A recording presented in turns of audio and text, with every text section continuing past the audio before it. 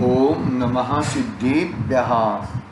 नमो अरिहन्ताणं, नमो सिद्धाणं, नमो ऐर्याणं, नमो वज्रायाणं, नमो लोये सर्वसाहुं। मंगलम भगवान वीरो, मंगलम गौतमो गणी, मंगलम गुंडे गुंडार्यो, जैन धर्मोस्तु मंगलम। सर्वमंगल्य मंगल्यम सर्वकल्याणकारकम, प्रधानम सर्वधर्माणां, जैनं जयतु शासनम, जैनं जयतु शासनम। येनात्मबोधयतात्मेव परत्वेनेव चापरम्, अक्षयानन्तबोधाय नमस्तु परमात्मने, नमस्तु परमात्मने।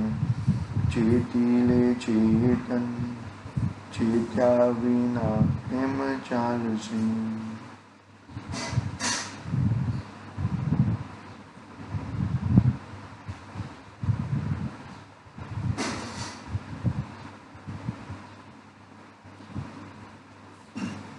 समाधि तंत्र पूज्यपाद स्वामी का महान ग्रंथ अपने सामने विराजमान है। आचार्य भगवान किस प्रकार से, किस विधि से हमें सम्यक आदि गुणों से संयुक्त होकर हम परमात्मा पद को कैसे प्राप्त कर सकते हैं, उसकी सुंदर बात 86 नंबर की गाथा में कही। अभी 87 नंबर की गाथा में और वही बात को विशेष रूप से कहते हैं कि कोई भी कुलिंग धारण करके, क्या कहते हैं, किसी भी प्रकार का लिंग धारण करके, जटा धारण करके, शरीर के ऊपर बबूती लगाकर, भगवे कपड़े पहनकर, इस प्रकार का लिंग धारण करके भी तुझे मोक्ष की प्राप्ति नहीं होती, परम सुख की प्राप्ति नहीं होती। उसकी वो गाथा की बात 87 नंबर में कहते हैं आचार्य देव। देखो क्या कहते हैं, 161 नंबर पेज नंबर है, 87 नंबर का श्लोक उत्थानी का पढ़ रहा हूं मैं। जैसे व्रत का विकल्प मुक्ति का हेतु नहीं है, जैसे व्रत का विकल्प मुक्ति का हेतु नहीं है, वैसे लिंग का विकल्प भी मुक्ति का हेतु नहीं है, यह कहते हैं। क्योंकि लिंग का मोक्ष नहीं होता, लिंग तो शरीर के आधार है। तो जो हकीकत में देखा जाए कि दीक्षा बिगर, मुनि दीक्षा भावलिंग के बिगर भाव मोक्ष और द्रव्य मोक्ष नहीं प्रकट होता।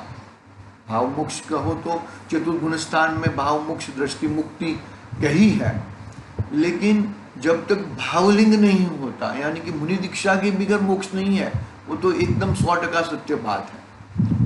लेकिन वो लिंग से मैं मोक्ष की प्राप्ति कर लूंगा और आत्मानुभव के बिगर मोक्ष की प्राप्ति हो जाएगी, वो 3 काल में संभवित नहीं। और इतना ही सत्य है कि श्रावक की भूमिका में, यानी कि कपड़े के सहित मैं मोक्ष की प्राप्ति कर लूंगा, वो भी बिल्कुल सही नहीं है।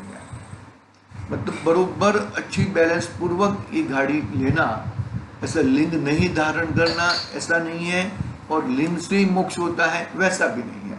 दोनों पक्षों को अच्छी तरह से आचार्य देव बताने वाले हैं। देखो यहाँ पर 87 नंबर का श्लोक पढ़ते हैं। लिंगम देहाश्रितं दृष्टं, देहैवात्मनो भव, न मुच्यन्ते भवात्मस्म्याते ये लिंग कृताग्रहा। क्या कहते हैं, देखो, लिंग देह आश्रित दिखे, आत्मा का भव दे, जिनको आग्रह लिंग का, कभी न हो यह विदेह। विदेह का मतलब विदेह क्षेत्र नहीं है, देह रहित नहीं होगा, कभी भी वो देह रहित नहीं होगा। क्या कितनी सुंदर बात बताई है कि ये बात को आप यदि देह में यदि तुमने आग्रहपना किया है, देह के आश्रित लिंगपना धारण किया है, देह के आश्रित व्रत धारण किया है, देह के आश्रित महाव्रत आदि धारण किए हैं, तो क्योंकि देह ही संसार है, क्या कहा, देह ही भव ही संसार है, और वो भव रहित होना वही अपना मुख्य कारण है। क्या कहे, देखो पढ़ते हैं हम लोग। हाँ, अनिवार्य तो पढ़ रहा हूं मैं यहां से। लिंग अर्थात नग्नपना आदिवेश, लिंग अर्थात नग्नपना आदिवेश, लिंगम लिंग कहा, लिंग देहाश्रितम दृष्टम, शरीर के आश्रित देखा जाता है, शरीर के आश्रित देखा जाता है। मुनि लिंग का हो और कोई ब्रह्मचर्य लिंग का हो, मतलब उसके आश्रित देखा। देखो लिंग यानी कि मुनि दीक्षा बिगर मोक्ष नहीं है, वो भी एक बात इतनी ही सत्य है। जब तक मुनि दीक्षा धारण नहीं होएगी तब तक वो चीज इतना उसकी योग्यता नहीं आएगी, वो भी इतनी ही सत्य याद रखना है। ऐसा नहीं है यहाँ पर मतलब ये लिंग मैंने धारण कर लिया और मोक्ष हो जाएगा, वो बात यहाँ पर उसके ऊपर वजन है। लिंग धारण करके मोक्ष हो जाएगा, वो बात सत्य नहीं है। लिंग देखो, द्रव्य लिंग और भावलिंग, उसकी थोड़ी बात कर ले हम लोग। तो भावलिंग तो द्रव्य लिंग के बाद ही आता है, यानी कि भावलिंग का यदि हम कहें तो सातवां गुणस्थान, तो सातवां गुणस्थान छठवें गुणस्थान के बाद ही आता है। छठवें गुणस्थान यानी कि मुनि दीक्षा, यानी कि अंतरंग परिग्रह और बहिरंग परिग्रह से तो तद्दन मुक्त, अंतरंग परिग्रह भी मुक्त हो जाते हैं वो सातवें गुणस्थान में। बहिरंग परिग्रह में क्या रहता है, बहिरंग परिग्रह में एक पिंची, कमलदड़ और एक शास्त्र, और कुछ नहीं रहता। एक जिनवाणी रहती है, एक ही पिंची और कमलदड़, बरोबर है। रक्षा का हेतु कह दो, और पिंची, और शुद्धि का हेतु कह दो कमंडल, पीने के लिए नहीं कि कमंडल में पानी रहता है ना वो। यहां पर क्या क्या बताना चाहते हैं कि द्रव्य लिंगी पूर्वक भावलिंग होता है, और भावलिंग के पूर्वक ही मोक्ष होता है। ये बात इतनी ही सत्य है। लेकिन कोई ऐसा वेशधारी मोक्ष प्राप्ति करने के लिए मैं ये धारण कर लूं तो उसको ये मोक्ष होता नहीं है, वो इतनी ही सत्य है वो बात। देखो पढ़ते हैं। लिंग अर्थात नग्नपना आदि वेश, देहाश्रित दृष्टम, शरीर के आश्रित देखा जाता है। देह एवं यानी कि और शरीर ही, वो देह ही है, यानी कि संसार के बंध में ही है। क्या बात करते हो, हाँ। आत्मनः, आत्मा का भवः संसार है, देह है वो देह आश्रित। हम नग्न दिगंबर मुनिराज हो गए हैं, अरे कोई और वेश धारण कर लिया है, तो इसके आधार से मोक्ष की प्राप्ति नहीं होगी, ऐसा कहते हैं। देखो आत्मा वो देह आश्रित है तो वो संसार ही है। तस्मात् इसलिए ये लिंग कृताग्रहा, जो लिंग के आग्रही है, जो लिंग के आग्रही है, ते वे पुरुष भवात संसार से न मुच्चन्ते, नहीं छूटते, मुक्त नहीं होते। पूज्यपाद स्वामी कह रहे हैं लिंग, आगे समझदार ग्रंथादिराज में भी ऐसी गाथाएं हैं, प्रतिक्रमण, अप्रतिक्रमण, ये सब बहुत ही मोक्ष अधिकार की गाथाएं हैं वो। फिर आगे सर्वशुद्ध ज्ञान अधिकार में भी वो बता देंगे आगे आगे। ठीक है, यहां पर क्या कह रहे हैं आचार्य देव कि नग्नपना, अकेला नग्नपना आत्मानुभव नहीं है, और अकेला नग्नपना से मुनि, तुम्हें क्या चाहिए बोलो मेरे को, तुम्हें संसार चाहिए कि मोक्ष चाहिए? तो संसार चाहिए तो ठीक है, ये सब क्रियाएं ठीक है, लेकिन यदि तुम्हें मोक्ष चाहिए तो आत्मानुभव पूर्वक ही मोक्ष होएगा। और जिनका आत्मानुभव है उनकी दीक्षा हो जाती है। मैं दीक्षा ग्रहण करूं, मैं मुनिराज बनूं, मैं ऐसा भाव नहीं, उनकी दीक्षा आ जाती है, दीक्षा हो जाती है, मुनि व्रत आ जाता है। ऐसे विकल्प देखो, आगे भी विकल्पों का त्याग किया ना, तो मैं मुनि हूं ऐसा विकल्प से, मैंने ये लिंग धारण कर लिया तो मुझे मोक्ष हो जाएगा ऐसा विकल्प से, अरे यहां तक 10वें गुणस्थान के अंत समय में भावलिंग मुनिराज हैं, और 10वें गुणस्थान के अंत समय में सूक्ष्म लोग रह जाता है, उनको भी मोक्ष नहीं होता, तो लिंगधारियों को मोक्ष कैसे होएगा? दोनों पक्ष खड़े किए हैं, कोई पक्षपात वाली बात नहीं है, किधर भी जरा भी इतना हठाग्रह मत रखना। यहां पर हम तो स्टैंडर्ड, एकदम स्टैंडर्ड लेवल की बात करते, स्टैंडर्ड एकदम, मतलब निष्पक्ष होकर, किसी भी प्रकार का पक्ष से कोई बात करते नहीं है। देखो टीका प्रारंभ करते हैं। लिंग अर्थात जटा धारण, नग्नपना आदि, वह देहाश्रित दिखता है, अर्थात शरीर के धर्म रूप मानने में आते हैं।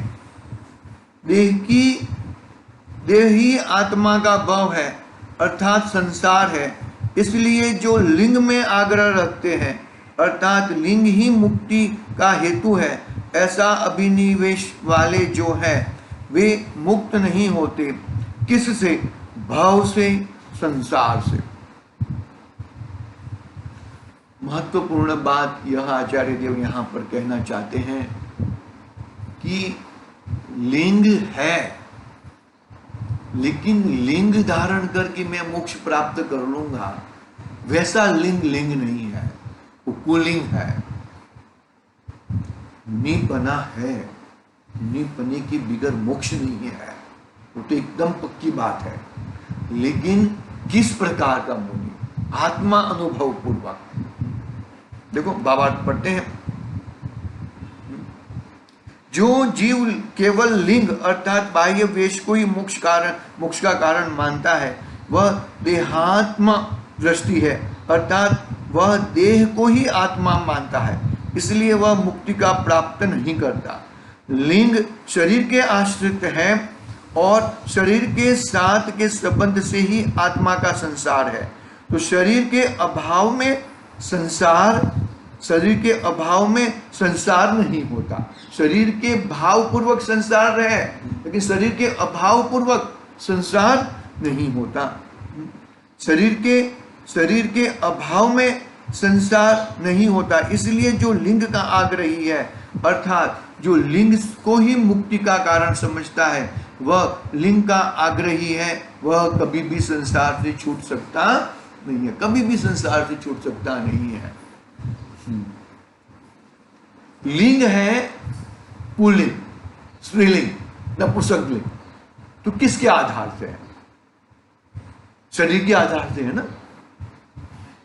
और मुनिराज, अर्जिका माता है, नहीं ऐसा नहीं है, लेकिन वो लिंग में धारण कर लूंगा और मैं मोक्ष हो जाऊंगा, वो बात इतनी बैठती नहीं है।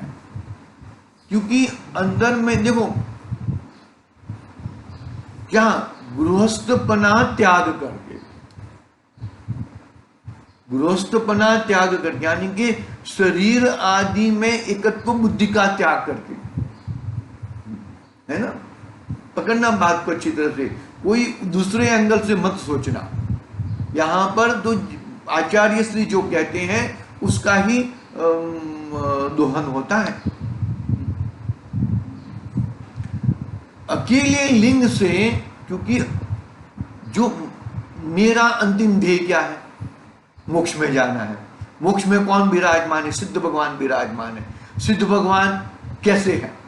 शरीर सहित है या शरीर रहित है? शरीर रहित है, द्रव्य कर्म, भाव कर्म, नो कर्म से रहित है। तो उनकी पूर्व की अवस्था में अरिहंत परमात्मा है, वो भी शरीर सहित है, लेकिन शरीर का भाव नहीं है। मुक्त जीव कहे ना, मुक्त जीव संसारी और मुक्त। तो अरिहंत परमात्मा को यहां पे मध्यलोक में है, इसके लिए शरीर सहित कहे, सकल परमात्मा कहे, और सिद्ध परमात्मा निकल परमात्मा है। तो शरीर के आश्रित मोक्ष नहीं होता। शरीर है, लेकिन शरीर से रहित जो होता है, शरीर के रहित जो आता है, वही जीव मोक्ष को प्राप्त होता है। यहां तक अपना भावार्थ तक हुआ है। आगे की बात कल करेंगे, विशेष स्पष्टीकरण है, उसकी बात कल करेंगे। आज के लिए ओम नमः सिद्धेभ्यः। निज निधि निज में बताई यह अनंत